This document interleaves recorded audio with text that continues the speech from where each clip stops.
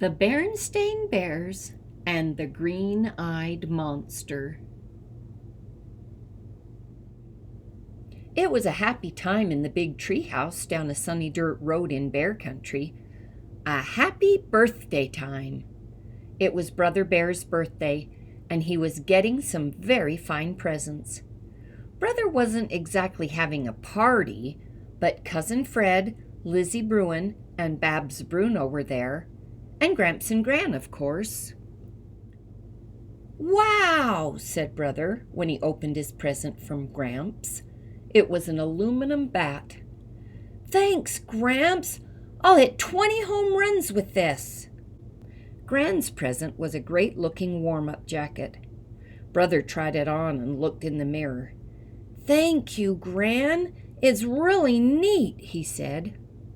His other presents were a fielder's glove from Cousin Fred, a sports video from Lizzie Bruin, and a mystery book from Babs Bruno. Sister's very thoughtful gift was a package of balsa wood, the special wood Brother uses for making model airplanes. "Thank you, thank you, thank you all," he said. "You're welcome and happy birthday," said the gift givers. Sister's gift was thoughtful, but she was being thoughtful in another way, too.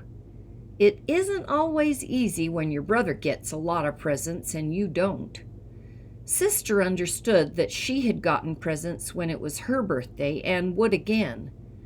Besides, she wasn't that interested in aluminum bats, warm-up jackets, fielder's gloves, sports videos, or balsa wood anyway. But all that changed when Mama and Papa Bear gave Brother their present. It was the biggest, most beautiful racing bike Sister had ever seen. It had a handbrake, 3 speeds, and super sport wheels. When Sister saw that beautiful bike, it was no longer, "Happy birthday, brother." It was, "I gotta have that bike. I gotta. Mama saw that "I gotta have it" look in Sister's eyes. She took her aside and reminded her about all the wonderful presents she had gotten on her last birthday. But Sister didn't hear a word Mama said. She just stared at that big, beautiful bike with the handbrake and the super sport wheels. "Oh dear," said Mama. "I think you've been taken over by the green-eyed monster." "The green-eyed monster?" said Sister. "What's that?" "Oh," said Mama, "that's just a way folks have of talking about jealousy and envy. You know what it means to be jealous. Envy is when you want something that belongs to somebody else." "But Mama," said Sister, "it's such a great, beautiful bike." "Please listen to me, Sister," said Mama. "Even if you had a bike like that, you couldn't ride it. You're not big enough. Your feet wouldn't reach the pedals. Besides, look what Papa's got for you." Papa was wheeling in Brother's junior-size bike with its training wheels attached. "It's yours now," he said. Sister looked at the bike Brother had outgrown. It was okay, but it didn't have a handbrake, 3 speeds, and super sport wheels. "Come on now," said Mama. "Our guests are leaving. It's time to say goodbye." "Goodbye," said Brother. "Thank you all for the wonderful presents." "Bye," said Sister. Gramps and Gran got into their pickup truck and headed for home. Lizzie Bruin got into her dad's car with the others. Mr. Bruin had agreed to come for them and drive them home. Then Papa helped carry the new bike down the front steps. Mama and Papa watched proudly as Brother climbed on and tried it out. First, Brother rode big, fast circles around the treehouse. Then he did a few wheelies. When he started riding with his feet up on the handlebars, Mama got worried. "Now let's not be reckless," she said. Sister watched too. She had gone inside and was watching from a window. As she did so, she became filled with envy from the tip of her pink hair bow down to the tips of her toenails. Sister really wanted that big, beautiful racing bike. That night, Sister was having trouble falling asleep because she was still thinking about the bike. Then, just as her eyes were closing, the strangest thing happened. She had a visitor. The visitor looked exactly like Sister, except she was green and had little horns on her head. "I know who you are," Sister said. "You're the green-eyed monster." Sister was having a dream, of course, but she didn't know that. That's the thing about dreams. They're so real. "Come," said the green-eyed monster. "If you want a bike like Brothers, all you have to do is prove you're big enough to ride it."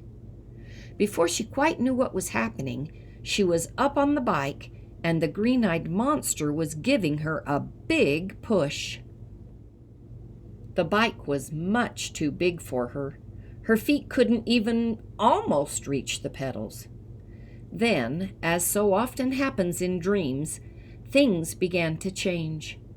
The bike got bigger and bigger and bigger.